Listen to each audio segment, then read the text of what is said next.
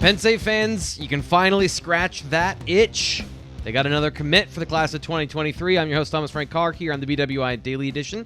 A special showing here on the Daily. Normally, Ryan and I talk on Fridays. Quick turnaround with Andrew Rappleyea committing to the Nittany Lions on Sunday. He's here to talk about that. So, Ryan, appreciate you double dipping this week for me. It's a big commit. Time for a big show, or at least a big segment, I guess, talking about Andrew. But, yeah, man, this is one Penn State wanted for a while now, so I know that they are happy to get this over the line because they wanted him in the first place, right? And then things had to get sorted out. We'll talk about that in a second. But, yeah, they're very happy with this commitment, and I think Andrew is very happy to be a Nittany Lion. Yeah, from everything he said on social media, that seems to be the case. And before we get into Andrew and his commitment story, which I think you've done a great job of chronicling over the last couple of months here on the Daily, and of course over on our Blue White Illustrated YouTube, or on our regular page on our website, bluewhiteillustrated.com. Coming up later in the show, once we're done here, just to give you a quick preview of what's coming up on the rest of the Daily, we're going to take a look at the 5 freshmen that aren't on campus that can have an impact for the Nittany Lions next season because of some things that James Franklin talked about. We'll be getting to that all in just a little bit. But the class of 2023 and the 5th tight end that's come through Ty Howell's room so far. Tell us about the story of Andrew Rappleyea and how this all unfolded for the Nittany Lions, because it is a bit of a journey. This is a great story if you're looking for like drama and intrigue. Yeah. Well, look, I mean, it really kind of started, I would think, in August when Penn State started recruiting him. And of course, he got an offer from them. I think it was September 1. That was Andrew's first visit to Penn State. And I'll never forget it because we had just a random rest story, excuse me. But we had this media availability and he was walking into Haluba and we were all out there, right? And I had no idea who he was. And I remember standing there with one of our colleagues and we were trying to get photos of him. I had no idea who he was. And then it turns out later in the day, it's Andrew Rappleyea is on campus. And I was joking with Andrew yesterday. I still have no photos of him and I really needed that photo. And we still haven't accomplished that. But anyway, at the time I was wondering, who is he? Because, we knew they were in good shape with Joey Schlaffer. We knew Matthias Barnwell was not committed yet at the time, but things were moving in that direction. And it made no sense to me that Penn State was pushing for this other tight end. Of course, I go on to learn that he's one of their top tight end prospects in the class. And the more I learn about Andrew, the more it all makes sense because he's a great fit for this program. But to get to actually your real point there, T. Frank, is September 1, he gets the offer, comes up, visits, everything's looking pretty good. He comes back in late November. I want to say November 23rd. I think he had off class, so he came up for a weekday visit. And I went on to learn that he was actually seriously considering committing to Penn State around that time. But, like everybody who has a good family structure around him, they held off. They wanted to visit more, which was the right decision at the time. I would agree with that. But, of course, things continued to pile up. They already had Matthias and Joey committed then, but Penn State, they probably would have fitted him in then. Right. We get to Christmas time. Neo Avery, of course, then commits on Christmas Eve. And that really is what messed this up because Andrew was absolutely, in my opinion, on pace to commit to Penn State. I just kind of got that from reading the tea leaves more than anything, just talking to Andrew and how hard Penn State was pursuing him while already having Matthias and Joey Schlaffer on board. But, yeah, Neo commits. And then, of course, Andrew goes on to commit to Michigan. And, Andrew told me yesterday that he actually told Penn State to stop talking to him, which was, I respect that, right? Because anybody who wants to be committed and stay to the school they commit to, you got to push away those recruiters at times. And he was fully on board with Michigan. But, of course, Jay Harbaugh, who was recruiting the tight ends and recruiting Andrew, he gets shifted to safeties. And then that's kind of where everything started to snowball in Penn State's direction then. So he comes back for a visit in late March. And really, when Andrew announced that he was going to take more visits in March, that's when I thought, like, okay, he's coming to Penn State because he was fully on board, like I said, with Michigan. Right. But that coaching changed, and then he starts to open the door again and take more visits. And, that's when, personally, I thought, okay, Penn State's going to probably get their guy. So he visited Penn State, visited Michigan, went to Boston College actually this weekend, and it was pretty clear that he's had his mind made up for a little while because he ends up announcing for Penn State on Sunday, April 3rd, which was literally hours after he was at Boston College. So Big commitment for Penn State. Like I said, this was the one that they really worked hard on, and Yeah. they worked. What's the best way to put it? They stayed true and committed, and really kind of laid out what was happening there, because Right. look, they got 4 guys they all love, right? Matthias, Right. of course, he goes on and wants to play defensive tackle, which was that was huge. Penn State really felt like that was a good position for him, and Yep. they're very happy Matthias kind of saw the light there, I guess. Neo has since decommitted, but he was going to play defensive end, and it was Yep. really just they needed to sort that stuff out. And Andrew flat out said he was impulsive about it, which I, as someone who's done this for a long time, I like when I hear that from players, because Yeah. so many, like, they either blame something else or whatever it is, and I just Can I thought read that? like that shows maturity. Go Yeah, ahead. yeah. Let me read this, because I thought the exact same thing when I read his statement. This is just directly off his Twitter, so if you want to check that out, I'll also throw it up here on the screen. Michigan is a great place with great people, but the reality is I committed too quickly and take full responsibility for that. That's his opening line of him announcing that he's fully committed to Penn State. The last line is, I am completely and fully committed to Penn State. My recruitment is closed. So this was very much, I mean, everything you just described. He kind of sums up there with exactly what happened. I was emotional after not being rejected by Penn State, but not getting that. He was. Right. He was rejected. And Right. not because they didn't want him, but because they were full. And, Right. and that happens. Right. That happens. I mean, the one thing he was telling me in our interview yesterday is that he and his family really learned how much of a business college football is. And I thought, like, I love that from him too, because he was really kind of opening up about just kind of the ins and outs and how this all works. So, Penn State was the school he really wanted to. And look, I mean, I'm not going to say he didn't want to go to Michigan, right? Like, Michigan is an awesome program. I think they weren't far from Penn State, but that relationship with Howe, and really, I think Penn State's group, the way they recruit as a group, I think that really had a big part, because he's saying, James Franklin reaches out to his family multiple times a week. He's gotten to know multiple recruiting assistants, and just the fact that Penn State has gotten to know his entire family. Not saying Michigan hasn't. I'm sure Right. they did something similar, but how hard Penn State recruited, and that whole group aspect for whatever it's been, months now. That's really what made him want to be a Nittany Lion in the first place. So I'm happy the way it worked out for Andrew. I know Michigan fans are probably bummed about it, but this was the school he really wanted to be a part of, and I think he's going to be a great fit here too. Just getting to know him as a person. I mean, off the field, he's everything you would want as far as like from a maturity perspective. Yeah, and it's an interesting way that everything worked out. And you mentioned the way Penn State recruits. So everyone recruits in a certain way, but it's really that signature of Penn State has everyone recruit one guy, so that all of these things are a compounding factor. You mentioned he's a great fit at Penn State. 167th player in the nation, and I want to get into a little bit of the film of what I've seen so far, and there's going to be a full T. Frank's film room coming in the next couple of days on Andrew Rappleyea. Some of the differences, obviously, Matthias Barnwell, a jumbo-sized athlete when he was at tight end. You've got Joey Schlaffer as a pure receiving sort of tight end.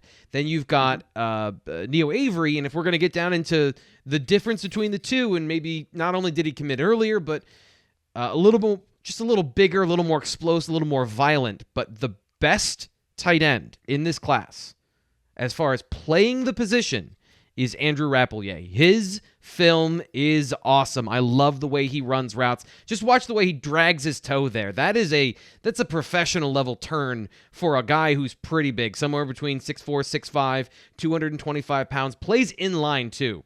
Now, this is an area where you're not going to see on his highlight film. I think he lunges a little bit as a blocker. Needs to get a little bit better there. But how many tight ends and young linemen in general need to get better? The effort, the tenacity, the execution are there. And I love the way he plays football. He has a mentality about him, and he has skill as a receiver. So I think he can be maybe that H-back sort of role Bretton Strange plays, but really I think what he is he's going to be the best receiver at tight end, probably since Pat Freiermuth to come through here, as far as his technical ability out of the gate. Another New England tight end, another guy that can run routes, get open, and is explosive with the ball in his hands. I think he can be a really balanced, complete tight end. Again, maybe not as big as some of those other guys from a frame stature, maybe not as explosive or violent, but he plays hard, and he's got skills to play on, inline, H-back, slot. He's got so much stuff that I really like on film. So Penn State getting, again, the 167th player in the nation from Andrew Rappleyea. Anything else you want to wrap up before we get out of here? I know we got to get you going. we're already comparing him to Pat Fryermuth. It's a great. I feel bad for you, Andrew. You got some high bar to live by. But no, I mean there are some comparisons there. Yeah. It makes sense. The one last thing I would say is he gave me an awesome line that I threw at the end of the story. He said, "There's something about Happy Valley that feels like home." You know, it seems to happen to a lot of people. They go there and they fall in love with it. And I just thought, man, fans are going to love that about you because there's so many. So many of my friends, I grew up kind of in the area, but so many of my friends, who came from outside of Pennsylvania, they come here for school and that's kind of how it works out. So he's going to be a great fit for here, though. Just off the field, there's so much to like. He really understands the importance of leadership, maturity, and just it's not just about football. There's some other things that play a big part in how successful he will be. So great fit for Penn State. I'm happy the way it worked out for Andrew, and looking forward to get to know him more because I've only had a handful of interviews with him. He doesn't really do a lot of 7-on-7s or camps or any of that stuff. So I think we'll be making a trip to Milton Academy at some point in the future. All right. If you're driving, I'll come with you. Because I love watching him play football. I love watching him play football. So if I get to see him in person, yeah, why not? Andrew, let's do some camps, man. Come on, Andrew. I hope you're watching this. Meet us halfway. To come closer to us. Yeah, right. But we'll figure it out. We're definitely going to go see him at some point. All right, Ryan Snyder here on the BWI Daily Edition. Don't forget, check him out on the recruiting show coming up tomorrow. More about Andrew Rapelje on that one, Rappleyea on that one, and then, of course, BlueWhiteIllustrated.com is where you get the full inside information on everything that went down, all the articles that Ryan has written on Andrew. And a great way, by the way, to go and see all the information is check him out in the On3 database. What I do is I just put Andrew Rappleyea On3 into Google. That comes up, and then you can see all the stories that we've written about him, that Michigan's written about him. You get all that backstory, and when it comes out, T. Frank's Film Room will be there as well. Ryan, thanks so much. Of course. Once again, thanks to Ryan Snyder for coming on the BWI Daily Edition talking about Andrew Rappleyea. If you want to get more on Penn State recruiting, make sure you subscribe, BlueWhiteIllustrated.com. You get 12 months of access for exactly $1. And the best stuff, some of the best stuff, and I don't mean to take anything away from the other guys I work with or even what I do, but the inside recruiting information is really, really great stuff. And you only get it Blue White Illustrated on our Lions Den message board and in the premium content article. So sign up for just $1. Link is the first one in the description of this video. Okay, so let's get into what we want to talk about today here on the Daily, which is something that piqued my interest. James Franklin mentioned last week. Penn State head coach James Franklin met with the media and said this about young freshmen playing early in their careers. One of the things I think we're doing a better job of, which I think I've mentioned to you guys before, is, and I'm ashamed to say it, but taking advantage of the Zooms now. So like the guys at home, like Denai, Denai's not able to be here right now, but we're able to meet with him. So now he's got a chance mentally to be as far along as these guys are, and now it's just the physical aspect. So I think we got more guys in this class than we probably had, that I think can play as freshmen. James. So that's interesting to me, and it's something that James Franklin has alluded to, of using Zoom more efficiently, but he hasn't ever been specific to say we're teaching freshmen that are committed but are still in high school. It's not something that he's talked about previously, and I think that that's brilliant, and it does change some things, I think, from a evaluation standpoint about players that could have the opportunity to play early, but my stock answer is football's really hard. It doesn't matter the position, the depth of information you need to know, and the length of time it takes to absorb all of it, there is a learning curve. So shortening and flattening that learning curve is always what it's about. And if you use Zoom, there are guys in this class that I think can contribute early. Now, we're not going to talk about today on this show the JUCO players like Tyrese Mills, who has already played football at the college level. We're talking about true freshmen, guys that are in high school right now. We're also not talking about guys that are on campus because they're not in high school right now learning on Zoom. So your Nick Singletons, Katron Allens, Caden Saunders, all those guys, they're on campus, they're learning, they're already getting that learning curve bent and broken by being on campus. So when James Franklin talks about a lot of guys physically in this class that can contribute, we're going to take a look at those guys that are not here. And it would be disingenuous to start anywhere else other than the guy James Franklin mentioned when he talked about contributing early in his example. Dennis-Sutton, 5-star defensive end, starting at the top of the class and working our way down a little bit. And Dennis-Sutton, you can see here on film. Fast, physical, 6'5", 255 pounds, freight train of a human. Also technically great at his position. So there's advanced of, I know the position, I'm talented, now becomes, do I know the defense? Do I know how to fit in there? And even at defensive end, which you can throw guys on the field and have them rush the passer, you still need to know some stuff about where you fit in the defense, how you're supposed to rush the passer, which one's your rushing lane, how to adjust, all those things. So Dennis-Sutton absolutely has a chance to play early in his career, not just because of his physical tools, but also because he's learning the defense right now. So that's a big one right off the bat because Penn State needs pass rushers. The next guy on this list, and I would not have believed you if you told me I was going to say this name about a year and a half ago, because Abdul Carter, linebacker from LaSalle College High School, his junior season did not look like what you're seeing here. Was unsure, was tentative, didn't look like he really knew the position all that well. You know, the talent was physical, but it wasn't coming through because of the mental lag.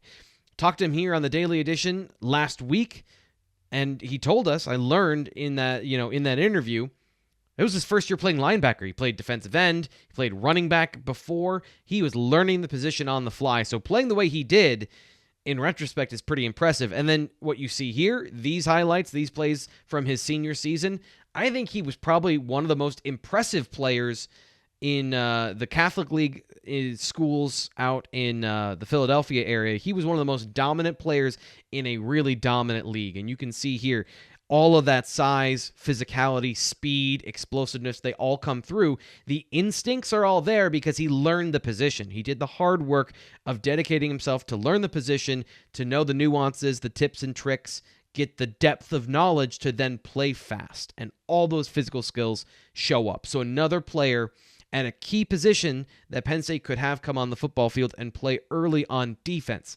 Now, the one caveat is, of the positions we're going to talk about, it might be the hardest. There's 2 or 3 that we'll get to, but Mike linebacker, setting the fronts, communicating with the secondary, being a vocal leader, that's ideally who you want. A true freshman coming in the fall, that's a tough one for him to especially not start, but to play. Physically, he can do it. He knows the position now. It's about learning the defense, and all these guys don't have to unlearn Brent Pry's defense. They're all learning it fresh, so there's no untraining to go along with it. And if there's one guy that I think is dedicated to it, because another thing I learned talking to Abdul Carter is he might be the most serious person I've ever spoken to. He likes football, hitting people, football, and weightlifting, from what I could gather. Oh, also playing chess, so he's a very, very tactical young man. Next guy on this list, physically, probably is in the top 2. But again, offensive line is very hard. But Xavien Yuan, 6'3", 330 pounds, looks like an NFL lineman. Forget a college lineman. He is a runaway freight train. He is a grizzly bear on the prowl. He is big, strong, athletic, moves well in every direction. And I think he's pretty good as far as, his technique of pulling, using his hands well, pad level. I don't really have any qualms with his game. So then it becomes the technique that Phil Trautwein wants him to use, and then some of the other nuances of playing offensive line, communication, protections, and things you don't even think about in the run game of, okay, does he know that in inside zone, if the defense shifts to this front, he's got to change his launch point and what he's aiming at? Or how does he work with guy X, or what does he do here? There's a lot of nuance to the offensive line, which is why it's hard to get 5 great players. But from a physical perspective and a technical perspective, sure, there's some technical things he could probably clean up, but he's pretty close. And then physically, another guy James Franklin talked about is somebody who can come in early from a physical standpoint and contribute. Now, the next guy we're going to talk about, I don't think it's safety per se, but KJ Winston, to me, is a guy that can play early. And I mean, I don't think it's safety because James Franklin talked about playing with 4 safeties that they feel really good about on the roster already. But KJ Winston is a safety prospect coming in, 6'1", 191 pounds. Really physical player. You can see here, big, strong, got faster his senior year. I think he's got a great profile, and he could play that field linebacker safety hybrid position this fall. Now, I'm not saying he could start. Jonathan Sutherland is going to be that guy. But there are reps to be had. And he's a guy from a physical standpoint can handle playing downhill. He shows that on his film. You're seeing a lot of these highlights where it's just him playing in space, making interceptions. He's a smart football player. His junior film, especially, that dug into, was exceptional. So from a football intelligence standpoint and a size standpoint, he checks these boxes. And then I think that field linebacker position could be a great introduction because remember, this is a place that Penn State's played young players in the past anyway, of playing that Sam linebacker field position. It's a little bit more specific of a skill set, a little more specific of a place. And like I said, there are reps that need players. Now, Jamari Budden is going to be in the conversation here. And then we mentioned Tyrese Mills, the JUCO transfer. That's another area where he could maybe come in and be a part of the conversation as well. But whoever gets here first and whoever understands the defense and whoever is doing this at a high level, that's the guy that's going to see more reps. And KJ Winston has the profile that he can do that. Now, the last guy we're going to mention here, forget what I just said about the safety position. And they got 4 guys and there might not be any reps. But when it comes to Christian Driver, I am not going to rule him out because his instincts for the position are great. Watch him trigger downhill on these plays. His recognition and his football intelligence are great. I think his physical tools are good. He might have to get a little bit bigger, but if he plays that field safety position, he just has to have the range. Plays around the box a lot, so you feel confident about that. And then his dad's an NFL player, and I don't always want to come back to that. I don't always want to lean on that in evaluation, but if you're talking about I need to learn football, there are worse players you could learn from. There are worse people in the world you could learn from. So I think that's already shown up in his film evaluation. It then becomes, how does he absorb the information at another really hard position? Safety is another hard position. You don't see as many players come in and play early at that position as you do some of the other ones, like defensive end and that Sam linebacker position. So Christian Driver's on our list because of the player he is, maybe not the position he plays. Now, on the flip side, almost didn't mention him, but honorable mention here is going to be Cam Miller, the cornerback out of Florida, because athletically, he can hang. He's a very talented football player. He might be a part of special teams, if nothing else. And then secondarily, corner is a position that you can come in and play early. Penn State and James Franklin have not been shy about that in the past. It's just that he's only been playing the position for 1 year. So does he have overwhelming talent, positional skills? Is the learning curve of learning corner too much to then learn the defense as well? I want to see a little bit more from him in training camp. I want to see a little bit more from him early in the season, get a better feel for where he's going to fit into that position, where they've got 3 guys, but there are some snaps he could eat up at one position at one point or another early in the year if he can overcome a couple of different challenges. But he is a really talented athlete, so he is going to get honorable mention here. Is there somebody else that you think I should have mentioned? Leave a comment on the video with who you think can play early for Penn State football from this freshman class, thanks to the revolution in technology. That'll do it today for the BWI Daily Edition. Thanks again to Ryan Snyder for coming on the show, talking to us about Andrew Rappleyea. I'm your host, Thomas Frank Carr. Make sure you subscribe wherever you get your podcasts. And if you're listening to the outro music, you like the video, give the video a like. Subscribe to Blue White Illustrated. We'll talk to you tomorrow.